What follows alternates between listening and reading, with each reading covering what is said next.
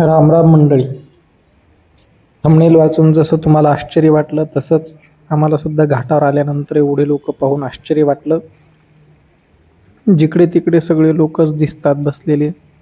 कोणी गुडघ्या एवढं पाण्यात, कोणी जमिनीवरती बसलंय, कोणी पाण्यात बसून जप करतंय, कोणी पाण्यामध्ये उभा राहून जप करतंय. घाटावर आल्यानंतर असं वाटतच नव्हतं की हा रात्रीचा वेळ आहे म्हणून. थंडी वाजत असल्यामुळे मी सुद्धा आणि आमच्या इनी सुद्धा कानाला बांधून घेतलं होतं. आणि ज्याच्यासाठी आम्ही घाटावर गेलो ते चंद्रग्रहण दिसतंय. या चंद्रग्रहणामध्ये छोटे मुलं मुली सुद्धा इंद्रायणीमध्ये स्नान करून रामकृष्ण हरी जप करत होते. आणि हे महाराज तर इंद्रायणी मातेला साष्टांग दंडवत घालत होते आणि परिक्रमा करत होते. पाण्यामध्ये येऊन नदीला सुद्धा ते साष्टांग प्रणिपात करतात, दंडवत घालतात.